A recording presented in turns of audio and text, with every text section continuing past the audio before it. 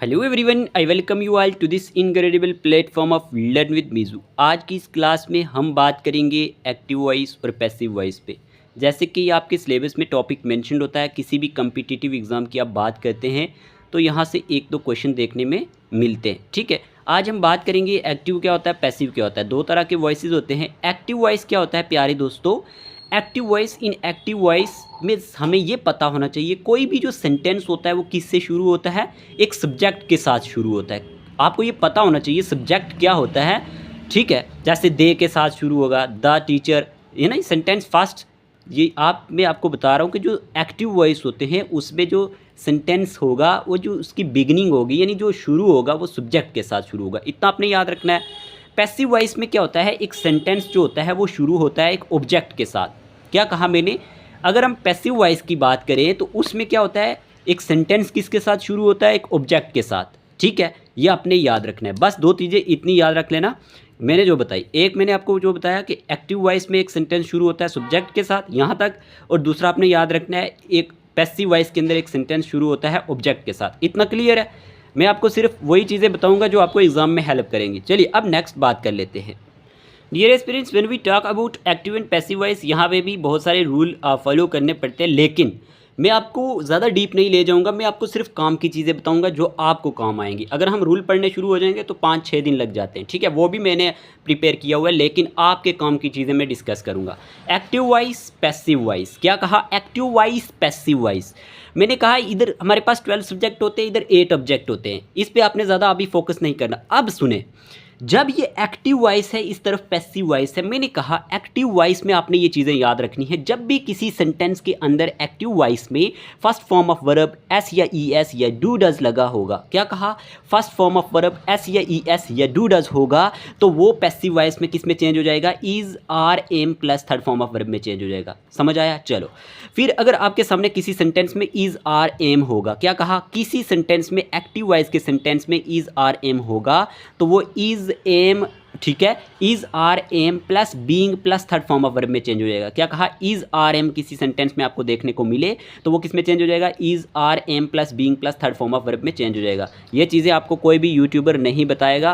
Please अच्छे से note कर ले, जो आपको समझ आएंगी। आप रूल पे कभी भी अच्छे से नहीं वहाँ पे ठीक कर पाएंगे। वो कोई एस्पिरेंट होते हैं जो रूल्स को अच्छी तरह से फॉलो कर लेते हैं। ठीक है, हैज़ हैव की बात कर देते हैं। हैज़ हैव होगा तो वो किस में चेंज होगा? Has have plus been plus third form of verb में चेंज हो जाएगा। किसी भी सेंटेंस में आपको हैज़ हैव दिख जाए तो या तो उसके साथ हैज़ हैव आएगा और साथ में been plus third form of लगेगी। उसके बाद अगर आपको किसी सेंटेंस में एक्टिव वॉइस के सेंटेंस में सेकंड फॉर्म ऑफ वर्ब और डिड दिख जाए तो वो किस में चेंज हो जाएगा? Was verb plus third form of verb में चेंज हो जाएगा। क्या कहा मैंने कि second form of verb did हो तो was verb plus third form of verb में चेंज हो जाएगा। ठीक है, अगर हम बात करते हैं वाज वर्ब हो तो वाज वर्ब किस में चेंज हो जाएगा? अब वाज वर्ब किसी एक्टिव वॉइस में हो, एक्टिव के अंदर किसी सेंटेंस में एक्टिव वॉइस के अंदर वाज वर्ब हो तो वो was verb plus being plus third form of verb में चेंज हो जाएगा। इतना समझ आया? ओके।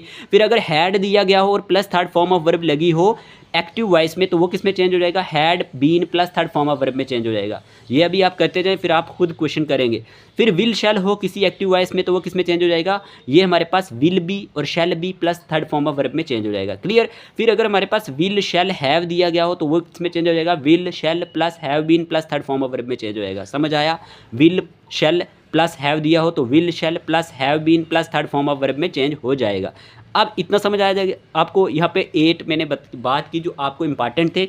अब क्या करना है, कई बार मॉडल्स जो होते हैं उनको कैसे चेंज करना होता है एक्टिव वॉइस में और पैसिव वॉइस में। क्या कहा? एक्टिव वॉइस में अगर मॉडल दिए हों या पैसिव वॉइस में उनको कैसे चेंज करना है।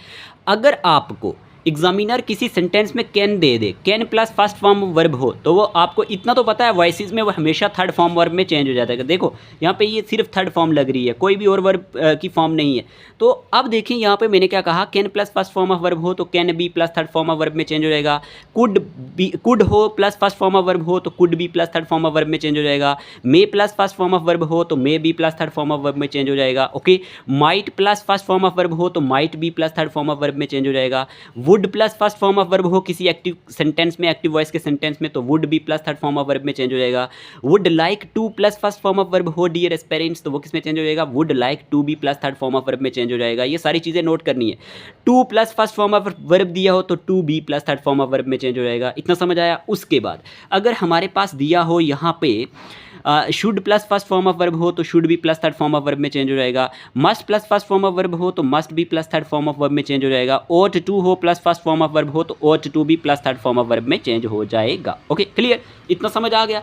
उसके बाद डियर एस्पिरेंट्स आपने क्या याद रखना है, चेंज केस। ये चेंज केस बहुत इंपॉर्टेंट है। अब चेंज केस क्यों इंपॉर्टेंट है, ही होगा तो बाई हिम में चेंज होगा, शी दिया होगा तो बाई हर में चेंज होगा, दे दिया होगा तो बाई देम में चेंज होगा, वी होगा तो बाई अस में चेंज होगा, आई होगा तो बाई मी में चेंज होगा, यू होगा तो बाई यू में चेंज होगा। एक्टिव में होगा इस तरह से तो पैसिव में इस तरह चेंज हो जाएगा। इतना समझ आया। अब यहाँ पे कुछ आपको खास करके जो एग्जामिनर पूछ लेता है, खास करके ये सेंटेंस इंपेरेटिव सेंटेंस, इनकी समझ आपको नहीं आती, बाकी आप सब कर देते हैं। इंपेरेटिव सेंटेंस में एक खास करके बात ये होती है कि अगर आपको first form of verb plus object active voice में दिया होता है तो वो पैसिव उसका बनाने के लिए ये let plus object plus be plus third form of verb में चेंज हो जाता है। अब आप कहेंगे सर ये इंपेरेटिव सेंटेंस क्या होते हैं। इंपेरेटिव सेंटेंस वो सेंटेंस होते हैं जो एक्सप्रेस करते हैं एक डायरेक्ट कमांड को। किसको, मैंने कहा imperative sentence is a sentence that expresses A direct command, request, invitation, warning और इंस्ट्रक्शन। अब समझ आया। ऐसे सेंटेंस जिनको पहचानने में आपको लगे कि यहाँ पे कोई कमांड दी गई है, कोई रिक्वेस्ट दी गई है, कोई वार्निंग दी गई है, कोई इनविटेशन दी गई है, ऐसे सेंटेंस इंपेरेटिव सेंटेंस होते हैं और यहाँ से आप फंस जाते हैं एक्टिव वॉइस और पैसिव वॉइस में। बाकी आप सब कर लेते हैं। अब देखिए first form of verb plus object होगा तो let plus object plus be plus third form of verb में चेंज हो जाएगा। इंपेरेटिव सेंटेंस की केस का मैं बात कर रहा हूँ। आपको इसको कैसे पहचानना है, जिसमें आपको रिक्वेस्ट दी हो, कमांड दी हो, इन्विटेशन दिया हो, वार्निंग दी हो, कोई इंस्ट्रक्शन दी हो। समझ आया। ओके। सेकंड, यहाँ पे do not plus first form of verb plus object किस में चेंज होएगा, let plus object plus not plus be plus third form of verb में। अगर एक्टिव वॉइस में इस तरह से दिया होगा इंपेरेटिव सेंटेंस के केस में तो प्यारे दोस्तों आपने सिंपल वे में उसको किस में चेंज करना है, let plus object plus not plus third be plus third form of verb. फिर अगर never plus first form of verb plus object होगा तो याद रखना पहले ऑब्जेक्ट आएगा, फिर प्लस शुड आएगा, फिर नॉट आएगा, प्लस बी आएगा, plus third form of verb आएगा। ये एक्सेप्शंस हैं। नेवर होगा plus first form of verb होगा प्लस ऑब्जेक्ट होगा तो object plus should plus not plus be plus third form of verb में चेंज होगा। प्लीज और काइंडली वाले सेंटेंस बहुत ज़्यादा आते हैं, तो अगर इंपेरेटिव सेंटेंस को दिया होगा जिसमें प्लीज और काइंडली होगा तो यू आर रिक्वेस्टेड टू होगा, यानी यू आर रिक्वेस्टेड टू लगेगा, साथ में फर्स्ट फॉर्म ऑफ वर्ब लगेगी। इतना समझ आया। प्लीज़ और काइंडली के केस में क्या होगा, इस तरह से होगा। लेट्स दिया होगा किसी में अगर आपको एक्टिव वॉइस में तो उसमें होगा, ये भी बहुत इंपॉर्टेंट है, एक्सेप्शन है इंपेरेटिव सेंटेंस की, यू आर सजेस्टेड टू और साथ में थर्ड फॉर्म ऑफ वर्ब। क्या कहा, लेट्स दिया होगा तो you are suggested to plus third form of verb लग जाएगी। इतना समझ आया। अब हम कुछ सेंटेंस कर लेते, ठीक है। अब देखें हमारे पास एक एग्जांपल मैंने दी, ही हैज़ प्लेड गेम्स। अब इसको आपने चेंज करना था, करें ज़रा। मैंने क्या कहा था आपको, जो हमारे पास एक्टिव वॉइस होता है वो सब्जेक्ट से स्टार्ट होता है, ये तो सब्जेक्ट से स्टार्ट हुआ है, लेकिन मैंने कहा था in case of passive voice में ये किससे स्टार्ट होगा, ऑब्जेक्ट से होगा। अब बताएं इसका ऑब्जेक्ट क्या है हमारे पास, प्यारे प्यारे दोस्तों गेम्स इसका क्या है, हमारे पास ऑब्जेक्ट है, ठीक है। गेम्स इसका ऑब्जेक्ट है और मैंने कहा था किसी सेंटेंस में हैज़ दिया होगा तो मैंने अभी आपको लिखवाया, अगर आपने लिख लिया है तो वेल एंड गुड। हैज़ किस में चेंज हो जाता है, हैज़ हैव बीन में चेंज हो जाता है। क्या कहा था, हैव बीन में चेंज हो जाता है। और मैंने कहा था थर्ड फॉर्म ऑफ वर्ब लगती है हमेशा, तो प्लेड यहाँ पे आ जाएगा। क्या आ जाएगा, प्लेड यहाँ पे आ जाएगा। अब ये ही किस में चेंज होगा, ये ही सब्जेक्ट लास्ट पे चला जाता है और अभी बताया, अभी जस्ट अभी ही किस में चेंज हो जाएगा, बाई हिम में, बाई हिम में। इसका आंसर समझ आया कैसे आया, ही हैज़ प्लेड गेम्स। मैंने कहा सबसे पहले ये तो एक्टिव वॉइस था तो ये सब्जेक्ट से शुरू होगा, लेकिन पैसिव वॉइस के केस में हमने कहा कि हमारे पास जो ऑब्जेक्ट होगा वो शुरू में आ जाता है, गेम्स। मैंने कहा था किसी सेंटेंस में आपको हैज़ देखने को मिले तो वो हैव बीन में चेंज हो जाएगा। फर्स्ट अगर यहाँ पे कोई और वर्ब की फॉर्म होती है हम उसे थर्ड में चेंज कर देते हैं, ये ऑलरेडी थर्ड में है। और ही किस में चेंज होता है, अभी चेंज केस बताया आपको प्यारे दोस्तों, ही चेंज हो जाता है बाई हिम में। इसका आंसर ये है। अगर हम एक और एग्जाम्पल ले लेते हैं, सेकेंड एग्जाम्पल में मान के चलता हूँ, यहाँ पर मैंने लिखा I shall teach you, I shall teach you. तो इसको कैसे करेंगे, देखो यहाँ पे यू शुरू में आ जाएगा, आएगा ना, ओके। मैंने कहा था शैल होगा तो किस में चेंज हो जाएगा, कहा ना आपको पहले पीछे क्या बताया था, विल शैल होगा तो किस में चेंज हो जाएगा। यहाँ पे शैल दिया गया है ना, विल या शैल कोई भी हो इनमें से एक, तो आपने क्या करना है, मैंने कहा था उसको विल बी और शैल बी में चेंज करना है। यहाँ पे आपने क्या करना है, यू विल बी टीच की थर्ड फॉर्म क्या होती है? टाट, TAUGHT, टाट। और BY बाई आएगा। आई किस में चेंज हो जाता है? अभी बताया आपको। आई किस में चेंज हो जाता है? बाई मी में। तो बाई आई किस में चेंज हो गया? बाई मी में। अब समझ आया? इस तरह से इन क्वेश्चन को करना होता है। ओके, समझ आया? चलिए आपको मैं एक इंपेरेटिव सेंटेंस करवा देता हूँ। Open the door, open the door, open the door. चलिए ओपन द डोर क्या करेंगे? यहाँ पे ऑलरेडी इंपेरेटिव सेंटेंस है ओपन द डोर। अब मैंने आपको एक चीज़ समझाई थी कि ओपन द डोर, जैसे हमने कहा था आपको कि इसमें क्या होता है, हमने सिंपल वे में जिसमें command, request, invitation, warning, instruction दी हो तो वो इंपेरेटिव सेंटेंस होता है। यहाँ पे ओपन द डोर आपको समझ सकते हैं ये एक इंपेरेटिव सेंटेंस है।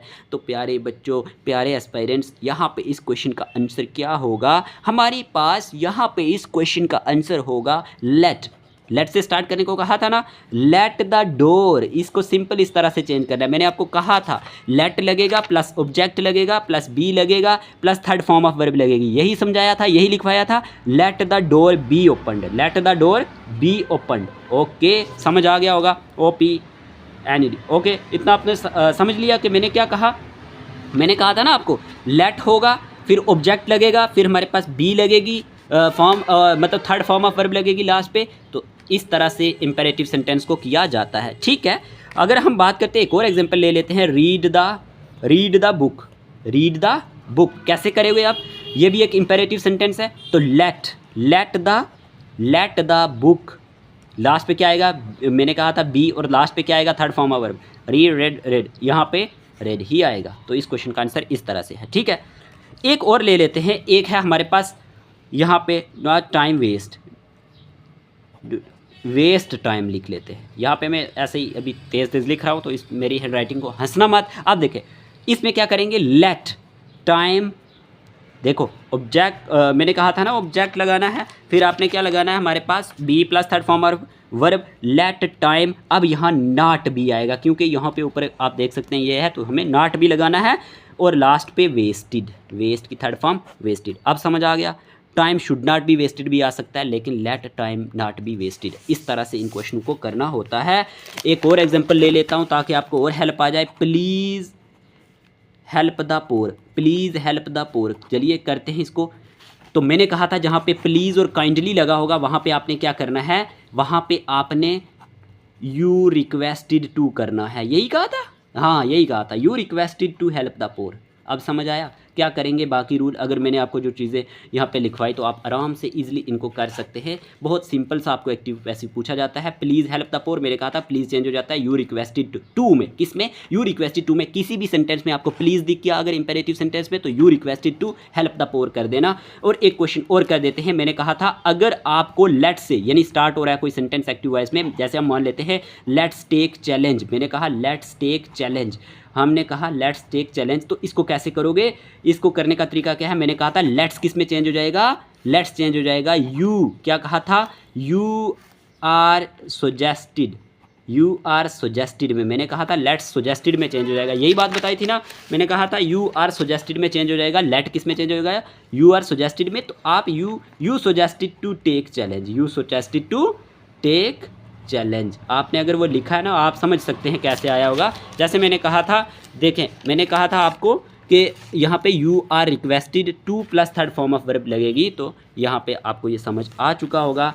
You are requested to take challenge. तो यहाँ पे इस क्वेश्चन का आंसर इस तरह से था। ये इस तरह से एक्टिव पैसिव किए जाते हैं। अगर आपको अभी भी समझ नहीं आई तो हम नेक्स्ट प्रैक्टिस सेशन लाएंगे, लेकिन ज़रूर बताना आपको समझ आया कैसे करने हैं। आपने लिखे जो मैंने बताया कि कौन किस में चेंज हो जाता है, चेंज केस क्या है, इंपेरेटिव सेंटेंस में आपको कैसे पहचानना है, प्लीज़ दिया होगा तो कैसे पहचानना है, लेट्स दिया होगा तो कैसे पहचानना है, ऑब्जेक्ट दिया होगा तो उसमें कैसे लेट लगाना है। ये सारी चीज़ें थी। होप आपको ये वीडियो अच्छी लगी होगी। वीडियो अच्छी लगी है तो कमेंट बॉक्स में ज़रूर बताना।